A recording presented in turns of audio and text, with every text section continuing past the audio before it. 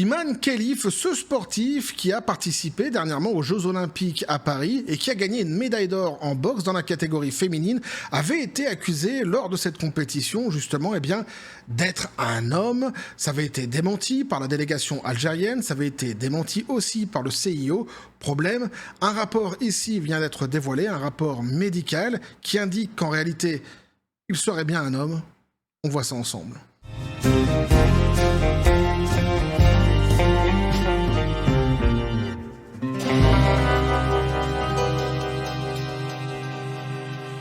Et vous aviez été très nombreux à me demander mon avis durant les Jeux Olympiques concernant ce fameux sujet, petit café les copains. Et j'en avais pas parlé, donc que dalle, que chi, nada, zéro vidéo. Pourquoi ? Parce que pendant cette période justement des Jeux Olympiques, j'étais charrette, j'avais pas de moment pour moi et j'avais pas pu traiter certains sujets. Globalement d'ailleurs, j'avais pas parlé des Jeux Olympiques.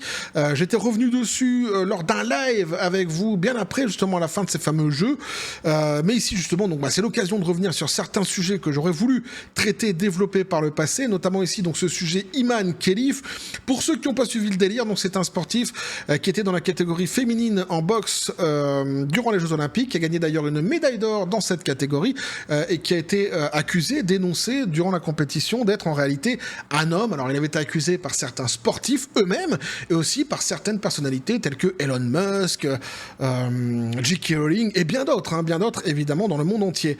Et il y avait eu une levée de bouclier comme ça de la part de la presse mainstream et de certains bords politiques qui avaient tout de suite, ils avaient tout de suite fait l'injonction que de croire uniquement sur parole cette personne-ci, qu'il était inconcevable, ne serait-ce que d'émettre l'hypothèse qu'ici on nous raconterait des conneries, sans quoi tu étais tout de suite affublé de certains anathèmes tels que fasciste, extrême droite, etc., transphobe ou que sais-je encore.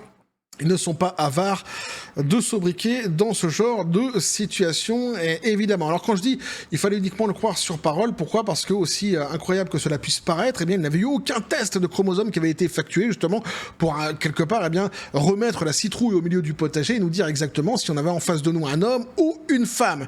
Alors même si tu te posais des questions quant à son physique, déjà rien que là aussi t'étais attaqué, mais c'est vrai que moi par exemple sur un plan tout à fait personnel, là c'est subjectif, je ne lui trouvais déjà aucune féminité. Physiquement en fait, je ne trouvais aucune féminité qu'on aurait pu retrouver sur d'autres athlètes assez tankés, parce qu'on veut dire musclés par le passé, notamment par exemple je veux dire les sœurs Williams, tu vois. Là les sœurs Williams c'était assez baraqué dans le tennis, mais tu leur trouvais quand même une certaine féminité. Ici il faut bien le reconnaître, en tous les cas, à mon sens, moi, je lui trouvais aucune féminité. Et c'est vrai que je n'ai pas pu regarder un seul de ses combats, parce que dès lors que dans ma tête, en fait, c'était un homme, il me paraissait tout à fait inconcevable de regarder, en fait, un homme casser la gueule d'une femme sur un ring et en être heureux et se faire applaudir pour ça. Voilà. Alors ça, c'était durant la compétition. Évidemment, tout cela n'était que subjectif. Mais ici, un rapport vient de tomber. Un rapport assez accablant, puisqu'on nous dit la boxeuse algérienne Iman Khelif a des chromosomes XY et des testicules. Un rapport médical franco-algérien l'admet. Alors on est sur le site Redux, c'est ce site justement qui a dévoilé ce fameux rapport. C'est pour ça je suis allé aux sources, je suis allé directement sur le site qui avait dévoilé le rapport. L'article est un peu long, mais il est hyper intéressant, ce qui donne quand même pas mal de détails. Donc on attaque ça ensemble et je vous donnerai mon avis évidemment sur tout cela à la fin. Donc on nous dit un nouveau rebondissement choquant est survenu dans l'affaire de la boxeuse algérienne Iman Khelif après qu'un journaliste français ait eu accès à un rapport médical accablant révélant que Khelif avait des testicules. Cette nouvelle survient quelques mois après que Khelif a remporté donc une médaille d'or en boxe féminine aux Jeux Olympiques de Paris. Le rapport a été rédigé en juin 2023 grâce à une collaboration entre l'hôpital du Kremlin-Bicêtre à Paris, en France, et l'hôpital Mohamed Lamine Debagui à Alger, en Algérie, rédigé par les experts endocrinologues Soumaya Fedala et Jacques Yang. Le rapport révèle que Khelif est touché par un déficit en 5-alpha réductase, un trouble du développement sexuel qu'on ne peut rencontrer qu'uniquement chez des mâles biologiques. Cette anomalie génétique affecte le développement normal des organes sexuels de l'enfant. À la naissance, le bébé de sexe masculin atteint de sérotonine 5-alpha sont souvent attribués à tort au sexe féminin en raison de la présence d'organes génitaux déformés qui prennent parfois l'apparence d'une poche vaginale aveugle. Ce trouble du développement devient généralement apparent à la puberté lorsque les adolescents atteints de 5-alpha commencent à ressentir des signes de masculinisation tels que la croissance musculaire, la pousse des poils et l'absence de développement de tissus mammaires ou de menstruation tout simplement. Sans accès à un examen clinique approprié, les hommes atteints de 5-alpha peuvent croire à tort qu'ils sont des femmes à l'âge adulte. Oui, mais c'est sans, on nous dit ici, sans examen clinique approprié. Là où le bas blesse ici, c'est qu'on a affaire à un sportif et qu'on a affaire donc à une compétition qui a son plus haut niveau, donc aux Jeux Olympiques. Donc forcément, dans son parcours en tant que sportif, il a eu affaire à de nombreux médecins et justement, le rapport qu'on va justement nous donner ici date d'avant justement les Jeux Olympiques. Mais quoi qu'il en soit, il est évident que lui était absolument au courant et de l'existence de ce rapport-ci et surtout, il a connaissance évidemment, de son corps, il n'y a pas de problème là-dessus. On n'est pas face à justement un individu lambda qui ne serait pas suivi par des médecins au quotidien.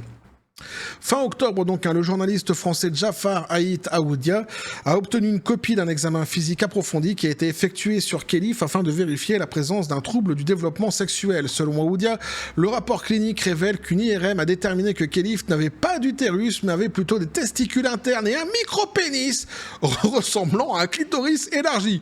Un test chromosomique a en outre confirmé que Khelif avait une karyotype XY, tandis qu'un test hormonal a révélé que Khelif avait un taux de testostérone typique des hommes.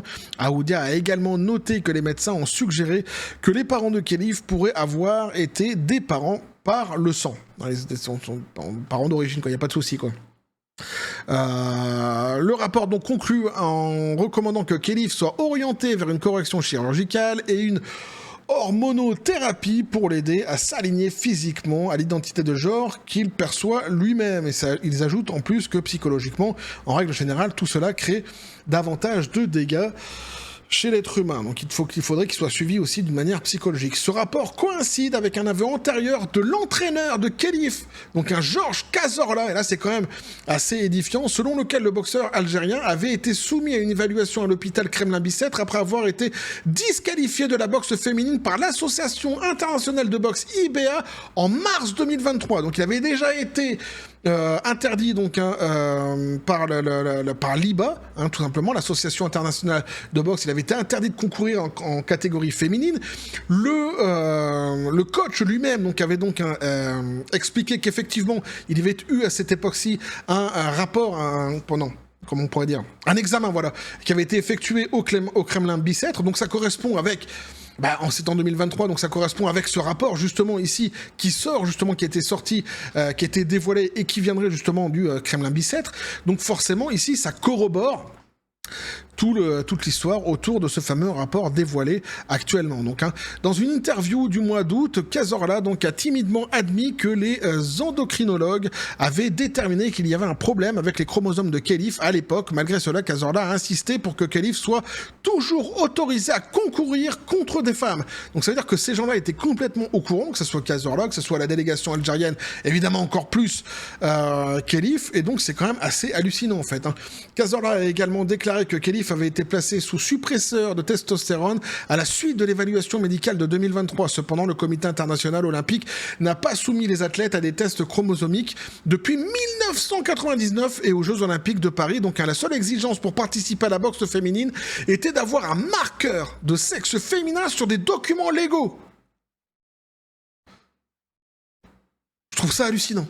Et je viens de découvrir, en fait, ici, en lisant cet article-ci avec vous, que c'était depuis 1999 qu'on ne faisait plus de tests chromosomiques pour les compétitions telles que les Jeux Olympiques. C'est-à-dire la compétition ultime, la plus haute qui existe dans ce monde, dans le sport. Il n'y a pas de test aucun test n'est fait pour savoir si lorsque tu mets une femme dans une compétition, bien c'est bien une femme dans la compétition féminine. Et idem, d'ailleurs, si c'est un homme, tu vois ce que je veux dire? Est-ce que tu as bien affaire à un homme? Si ces tests avaient encore lieu aujourd'hui, évidemment, la lumière aurait été faite depuis le début sur cette affaire-ci. Et il n'y aurait pas eu tout ce tintamarre qu'il y aurait eu justement autour d'Iman Khelif. Mais c'est juste dingue, je trouve ça fou, moi, en vrai.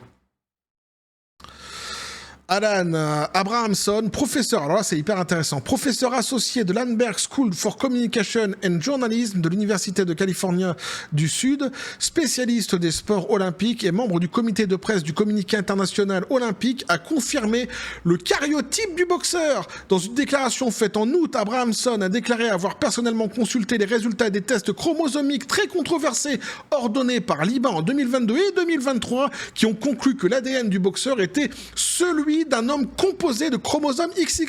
Donc en plus, tu avais d'autres personnes qui avaient des professeurs ici, donc le professeur Alan Abrahamson, qui avait donc corroboré le récit qui était de dire qu'en fait on avait en face de nous un homme qui avait donc expliqué que des tests avaient déjà été effectués par le passé, qu'il les avait eu sous les yeux, et donc il expliquait clairement qu'ici, normalement, il n'aurait pas dû concourir en catégorie féminine durant les Jeux Olympiques. Et là, évidemment, c'est passé complètement lettre morte, personne.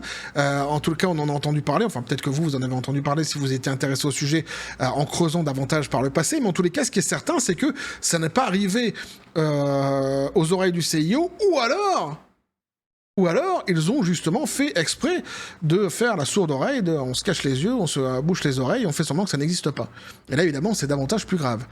La nouvelle de la fuite du rapport médical de Khelif intervient après qu'il ait remporté l'or aux Jeux Olympiques de Paris dans la catégorie féminine de 66 kilos.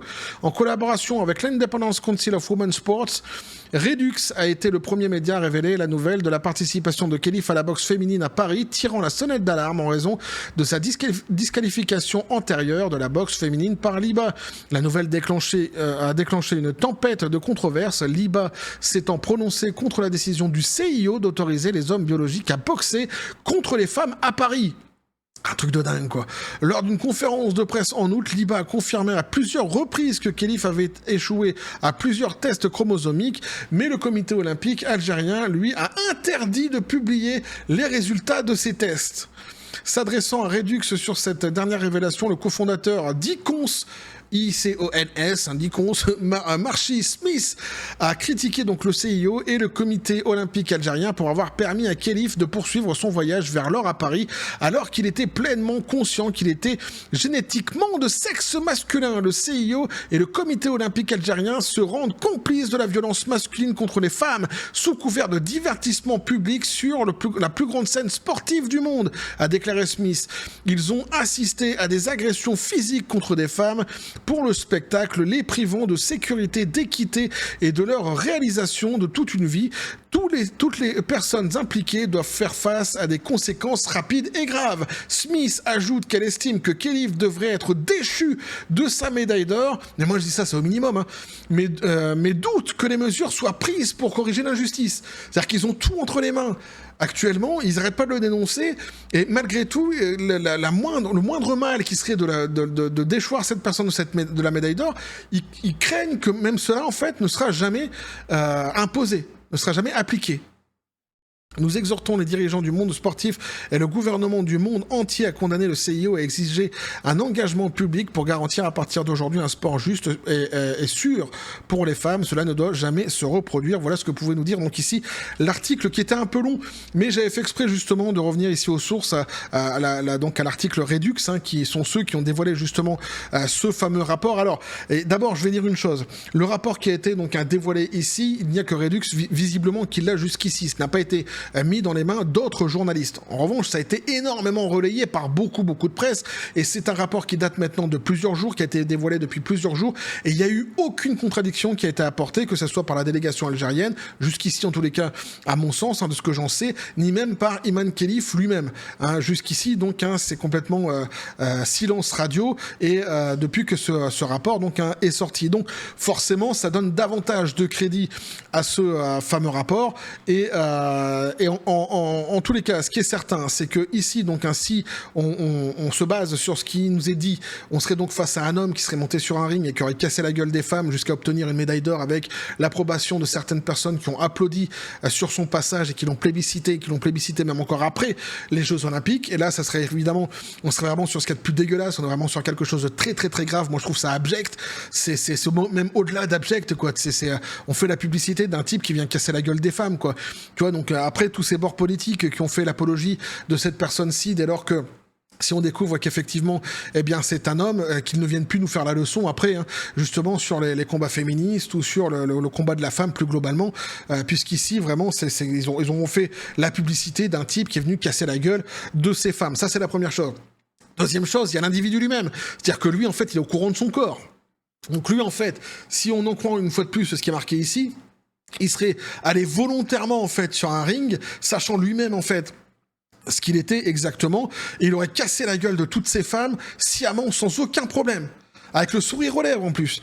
Et là, évidemment, tu vois, ça donne davantage de perspective à l'Italienne qui s'était barrée en pleurant, notamment qui n'avait pas voulu se battre contre cette personne-ci, etc. Et surtout, tu remets en perspective toutes les autres qui se sont fait péter la gueule par lui. C'est juste un truc de dingue en réalité. Et puis, alors ça, c'est pour le volet personnel. Après, tu as évidemment l'institution algérienne, hein, pour le coup, hein, pour les Jeux Olympiques, qui aurait fait aussi les sourds d'oreille. Il y aurait sans doute le CIO qui aurait fait les sourds d'oreille. Ça impliquerait quand même beaucoup de personnes.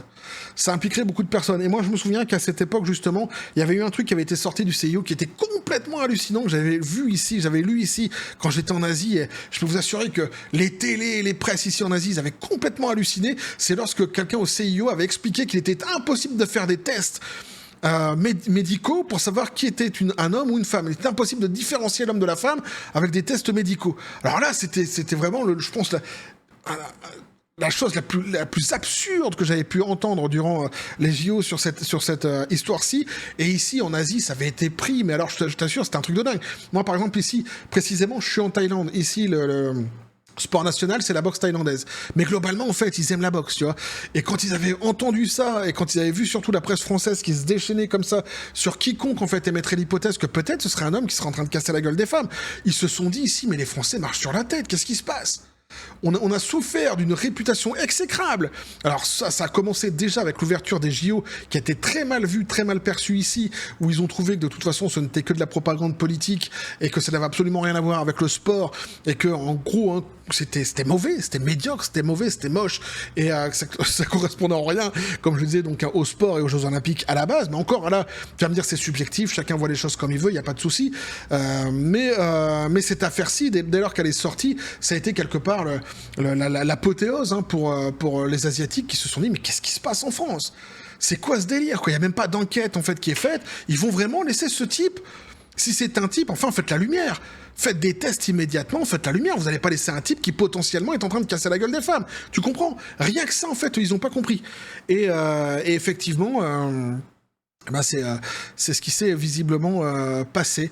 Et c'est quand même, c'est très grave. Et si tu pousses après le sujet là, sur un autre plan, plus globalement, à l'idéologie woke, hein, qui voudrait que dès lors que tu te considères étant que femme du jour au lendemain, eh bien tu puisses participer à n'importe quel sport, dans n'importe quelle compétition féminine, forcément ça suggère à d'autres questions. Ici, moi j'en ai parlé avec mon entourage féminine, justement, ma femme notamment, mais plus globalement à mon entourage féminine, et toutes en fait m'ont dit la même chose, c'est-à-dire que pour eux c'est juste atroce, c'est juste horrible.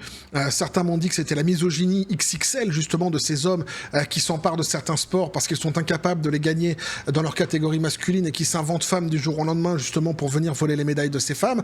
Pour eux, c'est la misogynie vraiment XXL qui est mise en avant et ce qui fait qu'ils détestent davantage en fait cette idéologie woke quelque part. Parce que bon, et sous bien des points déjà, elle est méprisable, mais justement d'ailleurs, j'ai presque envie de dire, sous tous ces points, elle l'est. Et à chaque fois que tu creuses un petit peu, tu trouves à quel point elle peut diviser et faire mal à certaines personnes. Ici, notamment, spécifiquement les femmes. Alors, on parle pas ici de natation, quand c'est la natation encore quelque part, bah là t'as ta passion en fait qui se fait déchirer par un homme qui est venu et qui a complètement fusillé tes ambitions personnelles sur un plan sportif. C'est déjà quelque chose, c'est déjà grave psychologiquement, c'est très dur parce qu'on parle de sportifs de haut niveau, hein, qui ont voué leur vie à leur sport, mais ici c'est encore pire parce qu'on parle d'un sport qui est physique. Donc c'est non seulement tu perds en fait toutes tes ambitions, toutes les ambitions que tu pouvais avoir, mais surtout en fait tu te fais défoncer la gueule, quoi. Tu te fais défoncer la gueule par un homme avec des gens autour qui applaudissent et qui disent c'est bien et qui lui filent une médaille d'or. Je trouve ça vraiment terrible, c'est horrible, c'est abject. Franchement, il n'y a pas de mots pour décrire ça. Et quand ils disent que ils doivent lui enlever sa médaille d'or, non, en fait, il devrait la rendre lui-même, sa médaille d'or déjà. S'il le fait pas, évidemment, elle devrait lui être enlevée. Mais à côté de ça, j'espère bien quand même qu'il y aura d'autres choses qui seront entreprises contre lui. Parce que si cette personne est consciente de son corps Et c'est forcément qu'elle l'est, puisque les rapports sont antérieurs justement aux Jeux Olympiques de Paris. Forcément, donc, il est allé sciemment casser la gueule des femmes. Et a menti à tout le monde. Donc là, évidemment, il mériterait davantage que seulement lui retirer sa médaille d'or. À mon avis, évidemment. Enfin bref, voilà ce que je pouvais vous dire là-dessus, les copains. Voilà le sentiment que moi j'ai sur ce sujet-ci. S'il s'avère en réalité que cette personne est vraiment un homme, puisque visiblement c'est le cas et qu'aucune contradiction n'a été apportée à ces rapports-ci, eh bien on est sur quelque chose d'extrêmement grave, d'extrêmement dégueulasse. C'est à vomir. Ah, ni plus ni moins. Après, bon, on verra si demain il y a des contradictions qui sont apportées avec des rapports médicaux qui nous disent l'inverse. Je serai le premier à le dire sur la chaîne. Je ferai une vidéo pour dire, bah voilà, ils nous disent l'inverse, ils ont prouvé que c'était l'inverse. Mais jusqu'ici, en tous les cas, ce n'est absolument pas le cas. Et à part des papiers d'identité algériens donnés au CIO qui disent que c'est une femme, c'est tout ce qui a été dit. Hein. C'est tout ce qui a été donné, quoi. À côté de ça, il y a d'autres personnes, des professeurs, des rapports qui sont mis en avant comme ça et qui accusent quand même assez précisément cette personne d'avoir menti, hein, globalement. Bref, en tous les cas, voilà ce que je peux vous dire là-dessus, les copains. N'hésitez pas à me dire ce que vous en pensez dans les commentaires. Et oui, à vous abonner si le contenu vous a plu, activez la petite cloche pour les prochaines notifications, les prochaines vidéos qui vont arriver, à balancer un like, à partager la vidéo. Vous avez mon XOR, le Discord, le Facebook de la chaîne qui sont dans la description des vidéos. N'hésitez pas à venir, à basculer du côté de la force absurde des réseaux sociaux sur les copains. Je vous dis comme toujours à la John Spartan, félicité. Pistolet à prout, c'est tatoué. On n'est pas sur de la pop culture, mais c'est du sport. Vas-y, lâche-toi. Voilà, ça c'est ce qu'il pense de Iman Khalif, donc je te laisse évidemment faire la traduction toi-même. On va continuer évidemment à suivre tout ce sujet, on verra s'il y a des rebondissements, et toujours dans la joie et la bonne humeur, et oui, et que la force soit avec vous.